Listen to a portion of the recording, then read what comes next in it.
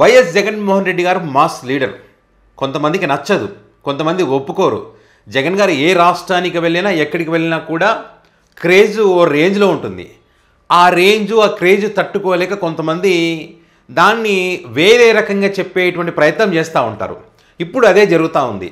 జగన్మోహన్ రెడ్డి గారు 6 సంవత్సరాల తర్వాత సిబిఐ కోర్టు, హైదరాబాద్లోని సిబిఐ కోర్టుకు అటెండ్ అవుతున్నటువంటి క్రమంలో మరి దీన్ని ఎట్లా డైవర్ట్ చేయాలి అంటే ఇక్కడ విచిత్రం ఏంటంటే జగన్మోహన్ రెడ్డి గారికి బెయిల్ ఇచ్చినా కష్టమే, జగన్మోహన్ రెడ్డి గారు కోర్టుకు వెళ్ళలేదనుకో అది కష్టమే, జగన్మోహన్ రెడ్డి గారు కోర్టుకు వచ్చారనుకో అది కష్టమే. జగన్ గారు ఏ అడుగు వేసినా, ఏం చేసినా, ఏ నిర్ణయం తీసుకున్నా అన్ని రకాల కష్టాలే. ఈ క్రమంలో ఇష్టం వచ్చినట్టుగా మాట్లాడాం. ఇప్పుడంట జగన్మోహన్ రెడ్డి గారు హైదరాబాద్కి వస్తున్న క్రమంలో హంగామా చేద్దామా, ఒక హంగామా సృష్టించి తర్వాత కోర్టుకి ఇది చూసారా నేను బయటకు వస్తే ఈ రకంగా ఉంటుందని చెప్పి వాళ్ళకి డబ్బులు ఇచ్చి మద్యం పోసి బిర్యానీ పెట్టి వాళ్ళని పిలిపించారంట. కొంచెమన్నా సెన్స్ ఉంటే మాట్లాడుతూ ఉన్నారా? ఇక్కడ మీరు అబ్జర్వ్ చేస్తే సాక్షిలో కానీ వాళ్ళ మీడియాలో కానీ వాటికి సంబంధించి ఎక్కడ కూడా మరి జగన్ గారు సిబిఐ కోర్టుకు వెళ్తున్నారు అని చెప్పి ప్రధాన పత్రికలో ప్రచురించి హంగామా ఏం చేయలేదు. మీరు ప్రచురించారు, మీరు దాన్ని హైలైట్ చేశారు. జగన్మోహన్ రెడ్డి కోర్టుకు వెళ్తున్నాడు, జగన్మోహన్ రెడ్డి కోర్టుకు వెళ్తున్నారని చెప్పి.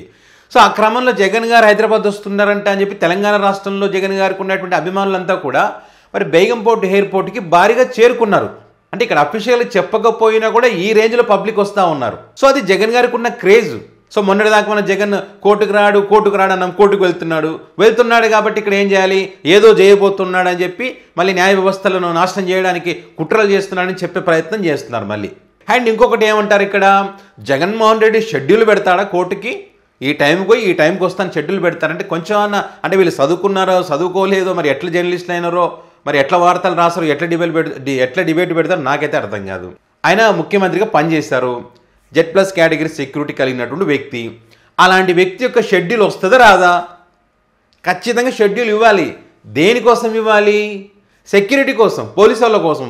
ఏ టైంలో ఎక్కడికి వెళ్తారు ఏంటి అనేది క్లియర్గా వాళ్ళకు చెప్పాలి కదా, టైమింగ్ అనేది తెలియాలి కదా. సో ఆ టైమింగ్ ప్రకారమే వాళ్ళు సెక్యూరిటీ అరేంజ్ చేసుకోవడానికి అవకాశం ఉంటుంది. వాళ్ళకి ఏ షెడ్యూల్ ఇవ్వకుండా ఏ టైంలో నా ఇష్టం వచ్చిన టైంలో పోతా, నా ఇష్టం వచ్చిన టైంలో వస్తా అంటే వాళ్ళు సెక్యూరిటీ ఎట్లా కల్పిస్తారు వాళ్ళు? సో ఆ సెన్స్ లేకుండా మనం ఏదేదో మాట్లాడేస్తాం. షెడ్యూల్ పెట్టాడు జగన్మోహన్ రెడ్డి కోర్టుకి అని చెప్పి. కోర్టు ఏం చెప్పింది? దేనికోసం రమ్మంటుంది కోర్టు? నేను ఇక్కడే పెట్టుకుంటామని పిలిచిందా కోర్టు? ఏమైనా లేదు కదా. ఇది జనరల్గా జరిగేటువంటి ప్రాసెస్ అంతే. 6 సంవత్సరాల తర్వాత 6 సంవత్సరాలు బెయిల్ మీద ఉన్నారు కాబట్టి, మొన్న లండన్ వెళ్ళొచ్చారు కాబట్టి, సిబిఐ కొన్ని ఆరోపణలు చేసింది కాబట్టి ఈ క్రమంలో ప్రత్యక్షంగా ఒకసారి హాజరు కమ్మని చెప్పింది. హాజరైన తర్వాత వీటికి సంబంధించినటువంటి ప్రాసెస్ ముందుకు వెళ్తుంది. ఎందుకంటే న్యాయ వ్యవస్థ కూడా ఈ సాక్షులు ఉంటారు, కేసులు వేసిన వాళ్ళు ఉంటారు, వీళ్ళందరికీ కూడా అపనమ్మకం కలుగుతుందనేటువంటి ఒక అభిప్రాయం వస్తూ ఉంది. సో ఇక్కడ అందరికీ న్యాయం సమానంగా జరిగే విధంగానే న్యాయ వ్యవస్థలు ఉన్నాయని చెప్పే విధంగా ఈరోజు జగన్ గారిని పిలిపించడం జరిగింది. వెళ్తారు, వచ్చిన తర్వాత ఖచ్చితంగా అక్కడ సంతకం చేస్తారు. దాని తర్వాత నెక్స్ట్ లాయర్లు ఉంటారు, ఈ కేసుకు సంబంధించిన వాదనలు అవన్నీ నడుస్తూ ఉంటాయి. మరొక విషయం ఏంటంటే సిబిఐ కోర్టు జగన్ గారిని పిలవగానే ఇంకా అయిపోయింది, ఇంకా జగన్మోహన్ రెడ్డి లోపలికే, ఇంకా పార్టీ కొలాప్స్, ఈ చర్చ పెట్టారనమాట.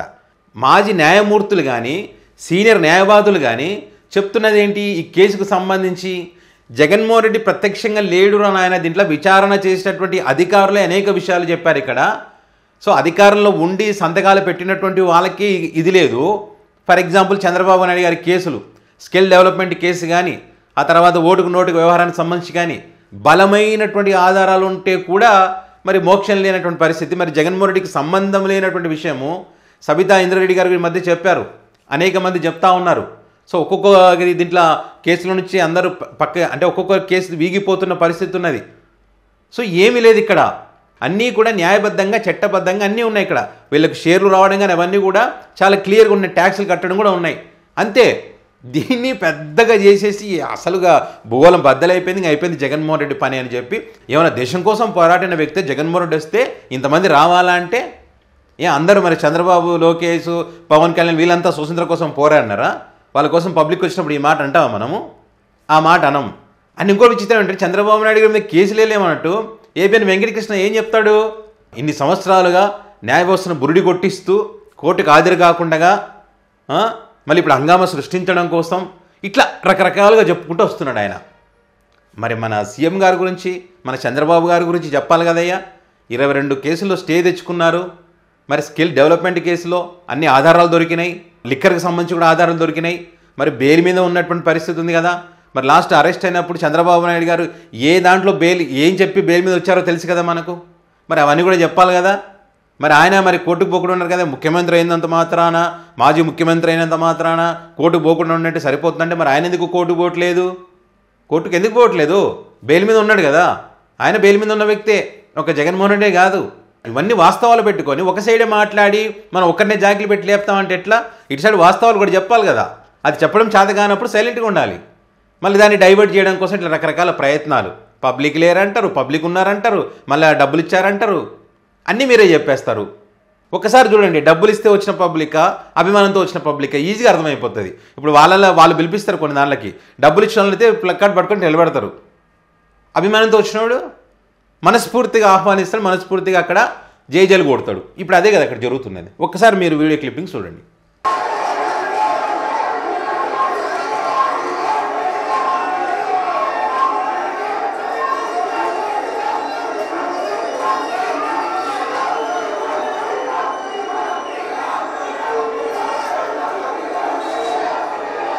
ఇది అఫీషియల్గా చెప్పకుండానే ఇదంతా జస్ట్ వాళ్ళ పత్రికలు నిజంగా వస్తున్నాడంటే తెలుసుకొని వచ్చిన వాళ్ళు వీళ్ళంతా.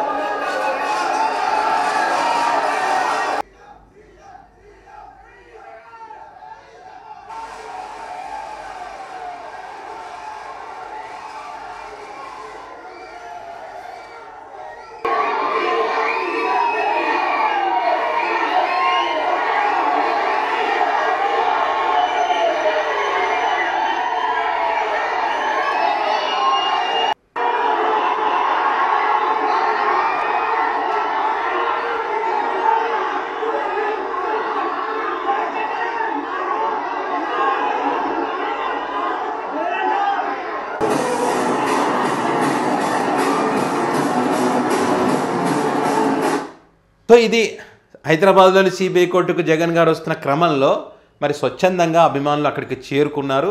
అది స్వచ్ఛందంగా వచ్చారనడానికి వాళ్ళు చూపిస్తున్నటువంటి అభిమానం ఒక ఎగ్జాంపుల్. ఇంకో షాకింగ్ న్యూస్ ఏంటంటే, సిబిఐ కోర్టుకు హాజరైన తర్వాత విజయమ్మన్ గారిని లోటస్ పాండ్లో కలవనున్నారనేటువంటి వార్తలు కూడా చూస్తూ ఉన్నాం. ఇది వాళ్ళు ఇంకా జీర్ణించుకోలేరు అనుకుంటే ఇది. ఎందుకంటే మొన్నటిదాకా తల్లిని చెల్లిని అని అన్నారు కదా, ఈరోజు విజయమ్మ గారిని కూడా కలవబోతున్నారు. అది విషయం.